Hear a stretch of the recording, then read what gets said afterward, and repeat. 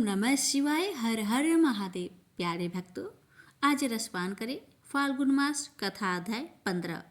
आज की इस वीडियो में आप सभी सुनेंगे श्री शिव महापुराण की 15वें दिन की कथा। ऋषिगण बोले, हे सर्वयज्ञों में श्रेष्ठ, बंधन और मोक्ष का स्वरूप क्या है, यह हमें बताइए। सूत जी बोले, हे महर्षियों, मैं बंधन और मोक्ष का स्वरूप तथा मोक्ष के उपाय का वर्णन करूंगा। आप लोग आदर पूर्वक सुने। जो प्रकृति आदि 8 बंधनों से बंधा हुआ है वह जीव बद्ध कहलाता है, और जो उन 8 बंधनों से छूटा हुआ है उसे मुक्त कहते हैं। प्रकृति आदि को बस में कर लेना मोक्ष कहलाता है। बंधन आगंतुक है और मोक्ष स्वतः सिद्ध है। बद्ध जीव जब बंधन से मुक्त हो जाता है तब उसे मुक्त जीव कहते हैं। प्रकृति, बुद्धि, महत्त्व, त्रिगुणात्मक अहंकार और 5 तंत्र मात्राएं, इन्हें ज्ञानी पुरुष प्रकृति घटक मानते हैं। प्रकृति आदि 8 तत्वों के समूहों से देह की उत्पत्ति हुई है। देह से कर्म उत्पन्न होता है और फिर कर्म से नूतन देह की उत्पत्ति होती है।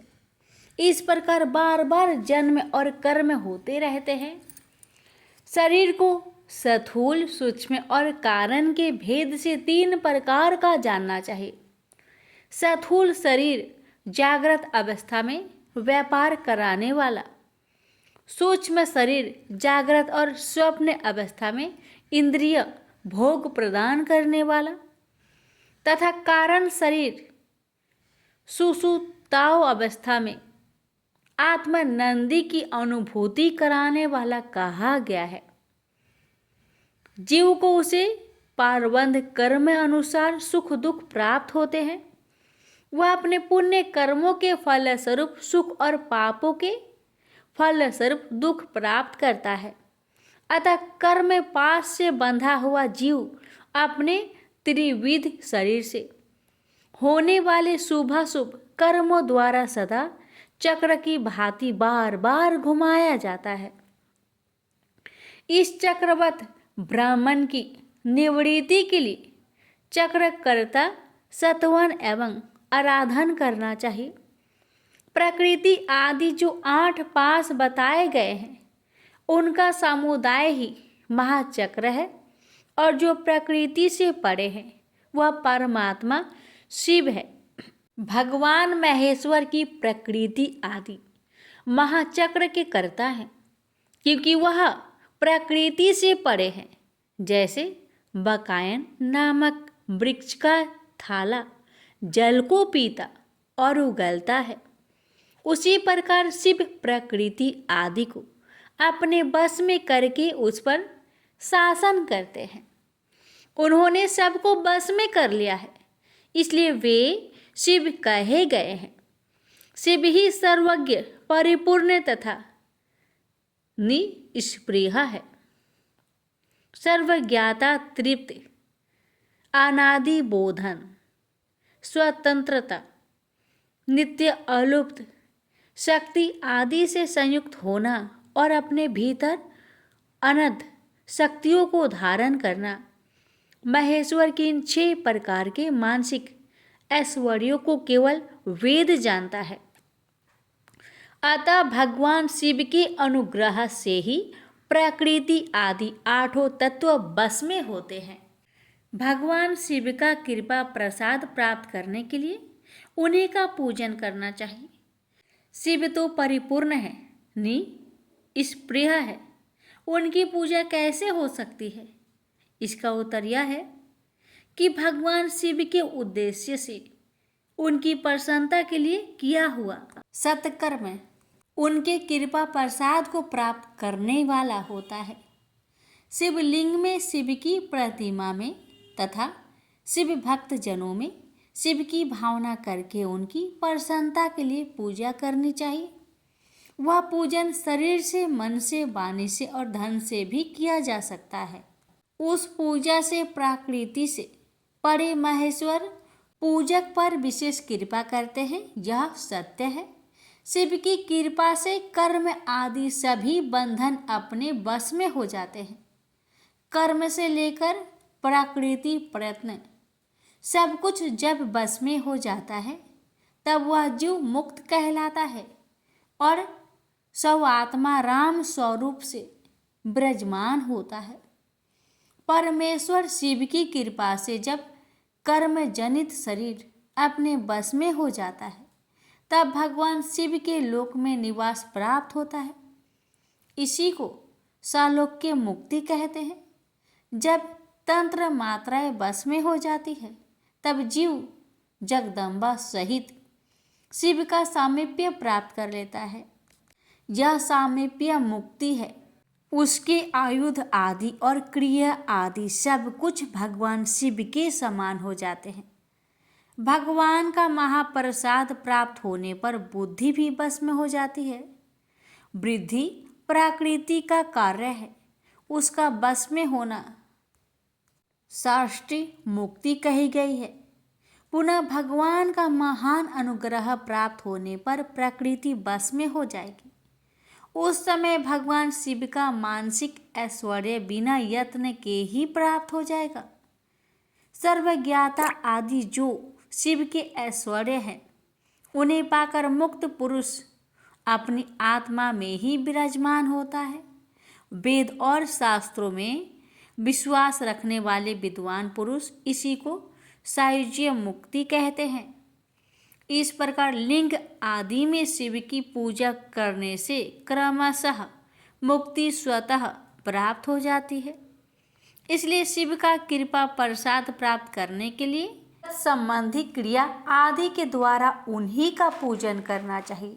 शिव क्रिया, शिव तव, शिव मंत्र जप, शिव ज्ञान और शिव ध्यान के लिए सदा उत्तरोत्तर अभ्यास बढ़ाना चाहिए। प्रतिदिन प्रातः काल से रात को सोते समय तक और जन्म काल से लेकर मृत्यु प्रयत्न सारा समय भगवान शिव के चिंतन में ही बिताना चाहिए।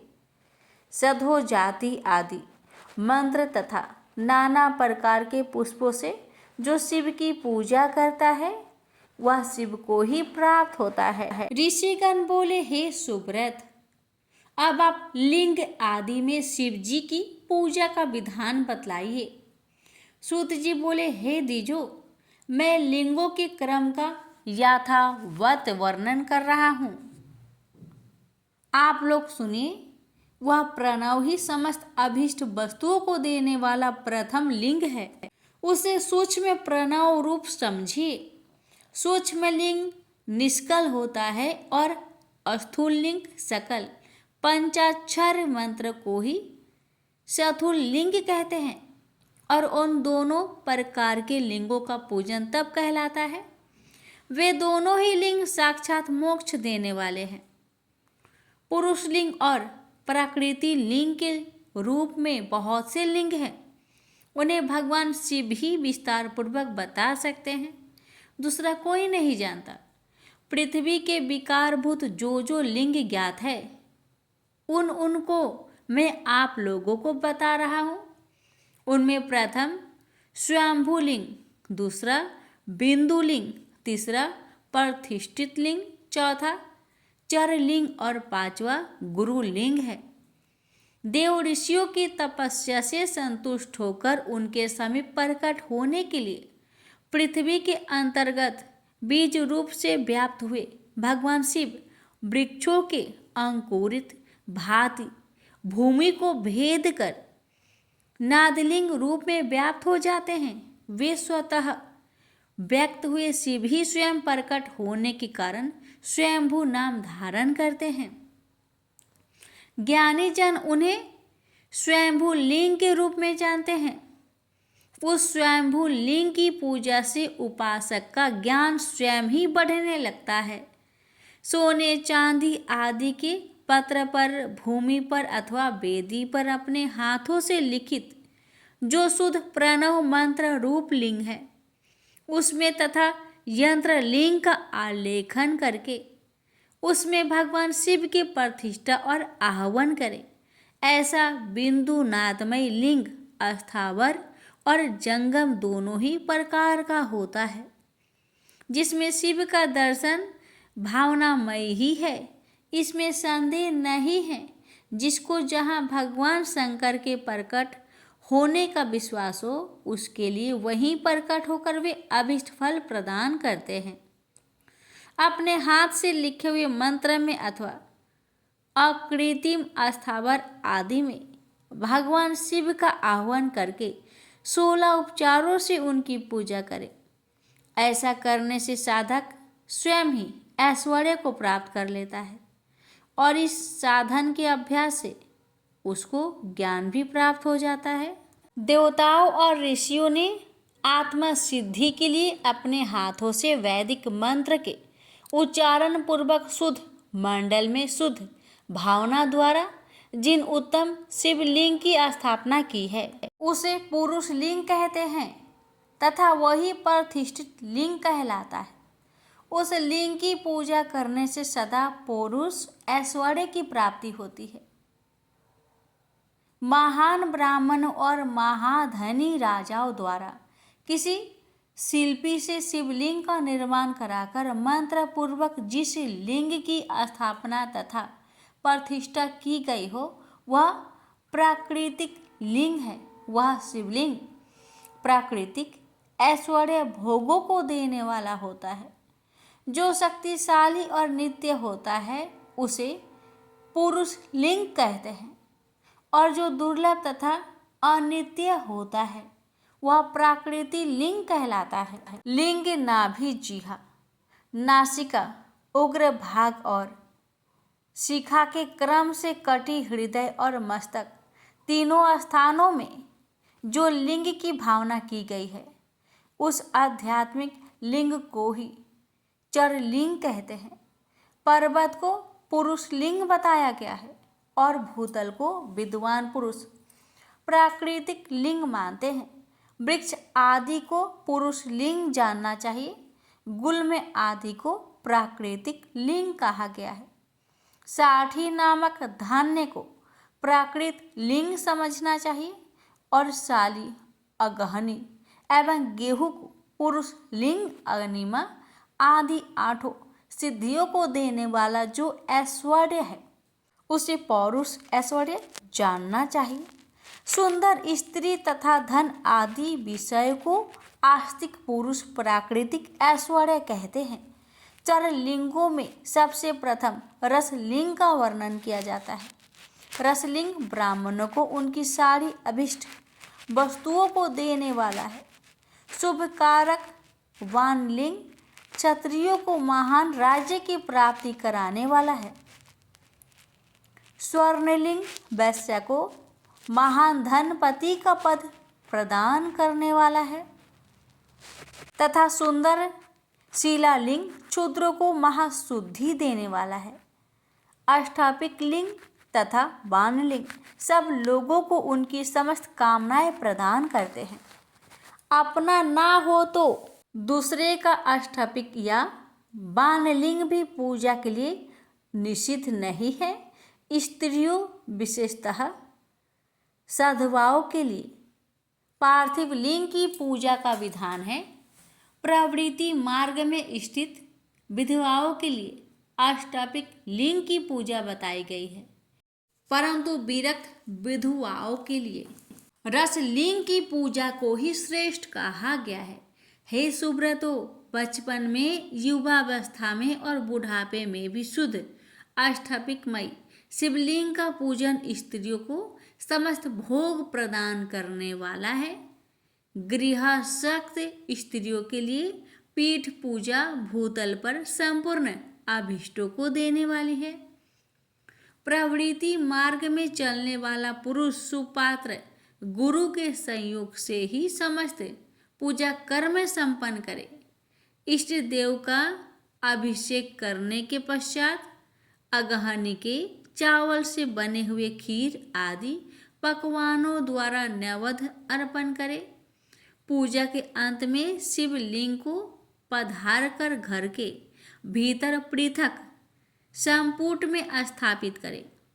जो निवृत्ति मार्गी पुरुष है उनके लिए हाथ पर ही शिवलिंग पूजा का विधान है। उन्हें भिक्षा आदि से प्राप्त हुए अपने भोजन को ही नैवेद्य रूप में निवेदित करना चाहिए। निवृत्त पुरुष के लिए सूक्ष्म लिंग ही श्रेष्ठ बताया जाता है। वे विभूति के द्वारा पूजन करें और विभूति को ही नैवेद्य रूप से निवेदित भी करें। पूजा करके उस लिंग को सदा अपने मस्तक पर धारण करें। विभूति 3 प्रकार की बताई गई है, लोकागिन जनित, वेदागिन जनित और शिवागिन जनित। लोकागिन जनित या लौकिक भस्म को द्रव की शुद्धि के लिए लाकर रखे। मिट्टी, लकड़ी और लोहे के पात्रों की, धान्यों की, तिल आदि द्रव की, वस्त्र आदि की तथा पयुर्षित वस्तुओं की शुद्धि भस्म से होती है। कुत्ते आदि से दूषित हुए पात्रों की भी शुद्धि भस्म से ही मानी गई है। वस्तु विशेष की शुद्धि के लिए यथायोग्य सजल अथवा निर्जल भस्म का उपयोग करना चाहिए। वेदागिन जनित जो भस्म है उनको उन वैदिक कर्मों के लिए अंत में धारण करना चाहिए।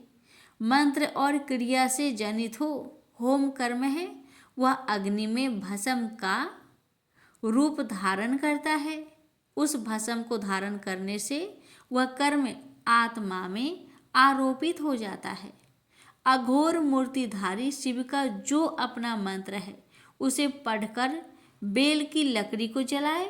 उस मंत्र से अभिमंत्रित अग्नि को शिवागिन कहा गया है। इसके द्वारा जले हुए काष्ठ का जो भस्म है वह शिवागिन जनित है।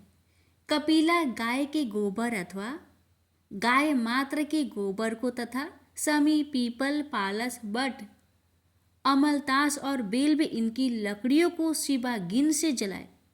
वह शुद्ध भस्म शिवागिन जनित माना गया है। अथवा कुश की अग्नि में शिव मंत्र के उच्चारण पूर्वक काष्ठ को जलाए। फिर उस भस्म को कपड़े से अच्छी तरह छानकर नए घड़े में भरकर रख दे। उसे समय समय पर अपनी कांति या शोभा की वृद्धि के लिए धारण करे। ऐसा करने वाला पुरुष सम्मानित एवं पूजित होता है। पूर्व काल में भगवान शिव ने भस्म शब्द का ऐसा ही अर्थ प्रकट किया था। जैसे राजा अपने राज्य में सारभूत करके ग्रहण करता है, जैसे मनुष्य शस्य आदि को जलाकर यानी पकाकर उसका सार ग्रहण करते हैं, तथा जैसे जठरा नल नाना प्रकार के भक्ष्य भोज्य आदि पदार्थों को भारी मात्रा में ग्रहण करके उसे जलाकर सारतर वस्तु ग्रहण करता है और उस सारताल वस्तु से स्वदेह का पोषण करता है, उसी प्रकार परपंचकर्ता परमेश्वर शिव ने भी अपने में आधेय रूप से विद्वान परपंच को जलाकर भस्म रूप से उसको सार तत्वों को ग्रहण किया है। परपंच को दग्ध करके शिव ने उसके भस्म को अपने शरीर में लगाया है। उन्होंने विभूति भस्म पोतने के बहाने जगत के सार को ही ग्रहण किया है। शिव ने अपने शरीर में अपने लिए रत्न स्वरूप भस्म को इस प्रकार स्थापित किया है। आकाश के सार तत्व से केश, वायु के सार तत्व से मुख, अग्नि के सार तत्व से हृदय, जल के सार तत्व से कटिभाग और पृथ्वी के सार तत्व से घुटने को धारण किया है।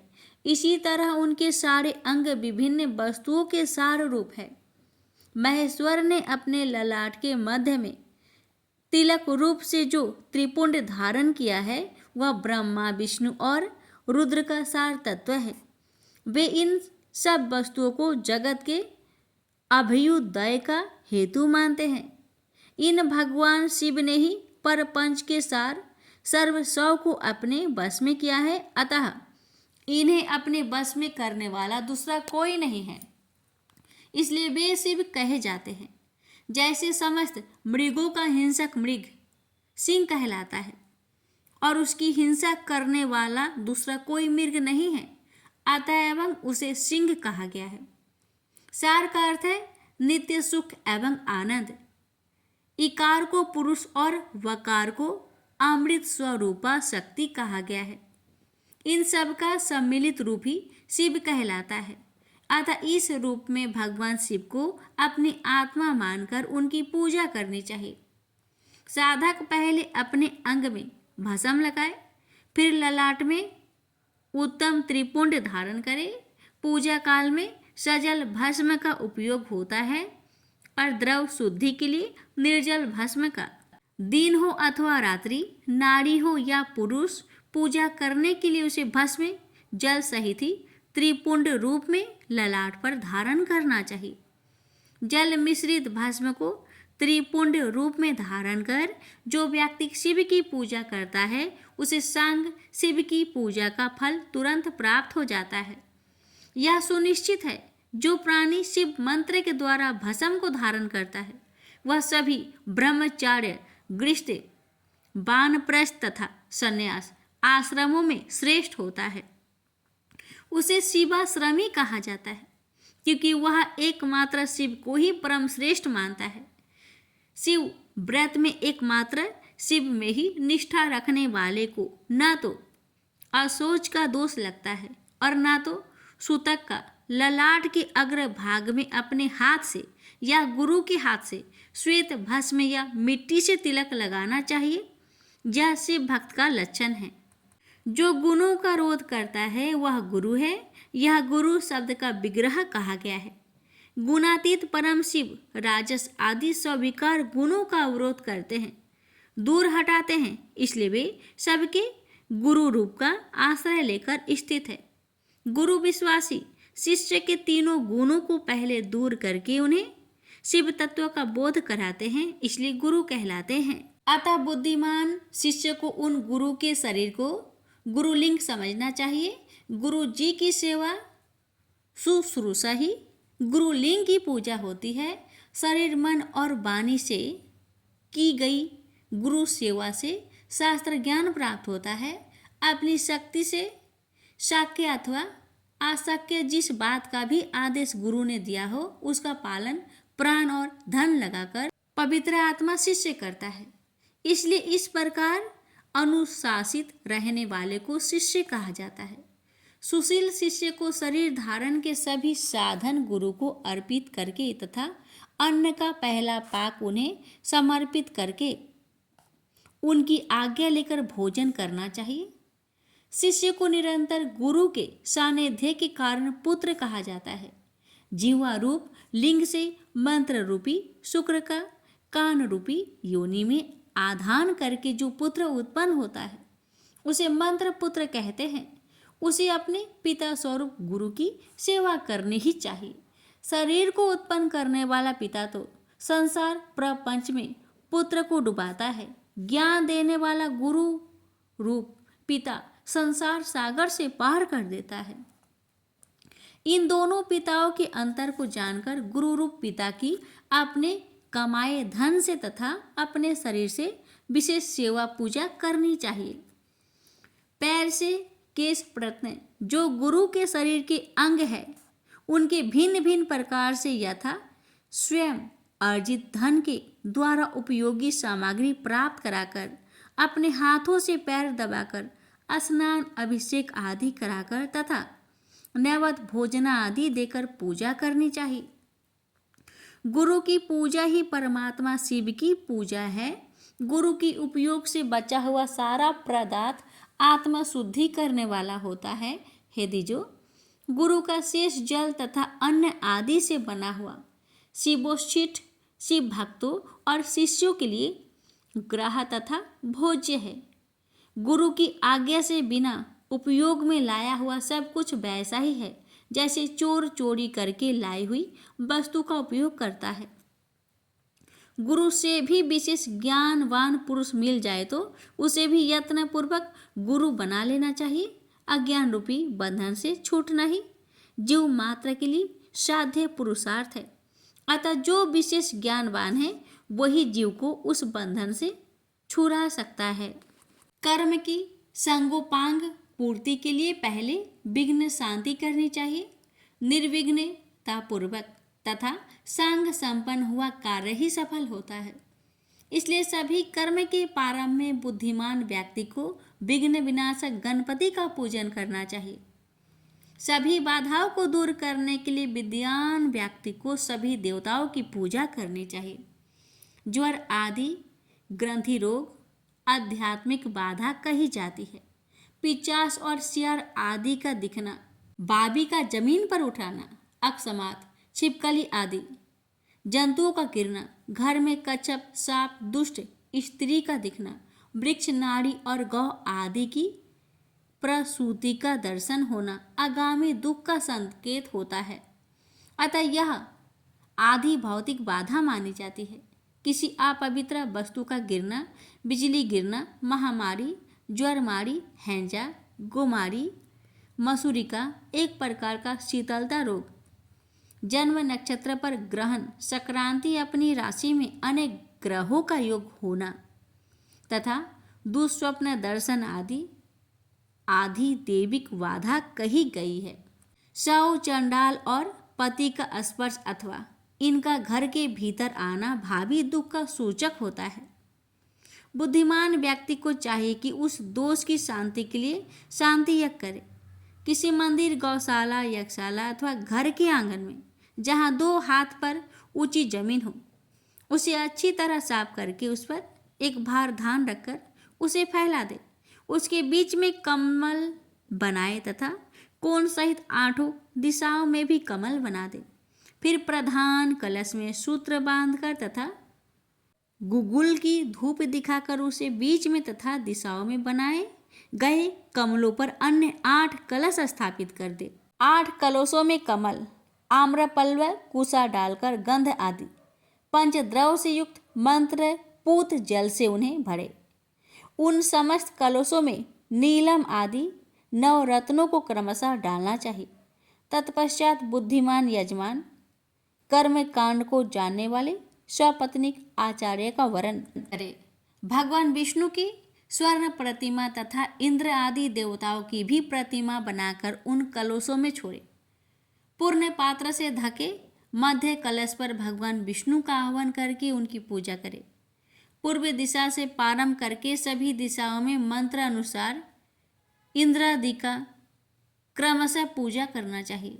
उनके नामों में चतुर्थी विभक्ति सहित नमः का प्रयोग करते हुए उनका पूजन करना चाहिए। आवाहन आदि सारे कार्य आचार्य द्वारा संपन्न कराए तथा आचार्य और ऋतवजों सहित उन देवताओं की मंत्रों को 100 बार जपे। कलशों की पश्चिम दिशा में जप के बाद होम करना चाहिए। हे द्विजनों, वह जप होम करोड़, लाख, हजार अथवा 108 की संख्या में हो सकता है। इस विधि से एक दिन, 9 दिन अथवा 40 दिनों में देश काल की व्यवस्था के अनुसार शांति यज्ञ यथोचित रूप से संपन्न करे। शांति के लिए समी तथा वृत्ति, रोजगार के लिए पालस की समिधा से अन्न घृत तथा सुगंधित द्रव से उन देवताओं के नाम अथवा मंत्र से हवन करना चाहिए। प्रारंभ में जिस द्रव का उपयोग किया हो अंत तक उसी का प्रयोग करते रहना चाहिए। अन्य दिन पुण्य वाचन कराकर कलशों के जल से प्रोक्षण कराना चाहिए। तत्पश्चात आहुति की संख्या के बराबर ब्राह्मणों को भोजन कराए। हे विद्वानों, आचार्य और ऋत्विजों को हविष्य का भोजन कराना चाहिए। सूर्य आदि 9 ग्रहों का होम के अंत में पूजन करना चाहिए। ऋत्विजों को क्रमानुसार नवरत्न की दक्षिणा देनी चाहिए। तत्पश्चात 10 दान करें और उसके बाद भूयसी दान करना चाहिए। बालक, योगोपवीत, गृहस्थश्रमी और वानप्रस्थियों को धन का दान करना चाहिए। तत्पश्चात कन्या, सधवा और विधवा स्त्रियों को देने के अंतराल बची हुई तथा यज्ञ में बची हुई सारी सामग्री आचार्य को समर्पित कर देनी चाहिए। उत्पात, महामारी और दुख के स्वामी यमराज माने जाते हैं, इसलिए यमराज की प्रसन्नता के लिए काल प्रतिमा का दान करना चाहिए। 100 निष्क या 10 निष्क परिणाम की पास और अंकुश धारण की हुई पुरुष के आकार की स्वर्ण प्रतिमा बनाए। उस स्वर्ण प्रतिमा का दक्षिणा सहित दान करना चाहिए। उसके बाद पुर्यानु प्राप्त करने हेतु तिलक का दान करना चाहिए। रोग निवारण के लिए घृत में अपनी परछाई देखकर दान करना चाहिए। 1000 ब्राह्मणों को भोजन कराना चाहिए। धना भाव में 100 अथवा यथाशक्ति ब्राह्मणों को भोजन कराना चाहिए। भूत आदि की शांति के लिए भैरव की महापूजा करें। अंत में भगवान शिव का महाअभिषेक और नैवेद्य समर्पित करके ब्राह्मणों को भूरी भोजन कराना चाहिए। इस प्रकार यज्ञ संपन्न करने से दोषों की शांति हो जाती है। इस शांति यज्ञ का प्रति वर्ष फाल्गुन मास में आयोजन करना चाहिए। अशुभ दर्शन होने पर तुरंत अथवा 1 महीने के भीतर यज्ञ का आयोजन करना चाहिए। महापाप हो जाए तो भैरव की पूजा करनी चाहिए। महाव्याधि हो जाए तो यज्ञ का पुनः संकल्प लेकर उसे संपन्न करना चाहिए। अकिंचन दरिद्र व्यक्ति को केवल दीपदान कर दे। उतना भी ना हो सके तो स्नान करके कुछ दान कर दे। 108, 1000, 10,000, 1 लाख या 1 करोड़ मंत्रों से भगवान सूर्य को नमस्कार करे। इस नमस्कारात्मक यज्ञ से सभी देवता प्रसन्न हो जाते हैं। भगवान शिव की इस प्रकार प्रार्थना करें, मेरी बुद्धि आपके ज्योतिर्मयी पूर्ण स्वरूप में लगी है। मुझ में जो अहंता थी वह आपके दर्शन से नष्ट हो गई है। मैं अपनी देह से आपको प्रणाम करता हूँ। हे प्रभु, आप महान हैं, आप पूर्ण हैं और मेरा स्वरूप भी आप ही है। तो भी इस समय मैं आपका दास हूँ। इस प्रकार यथायोग नमस्कार पूर्वक स्वतम यज्ञ करना चाहिए।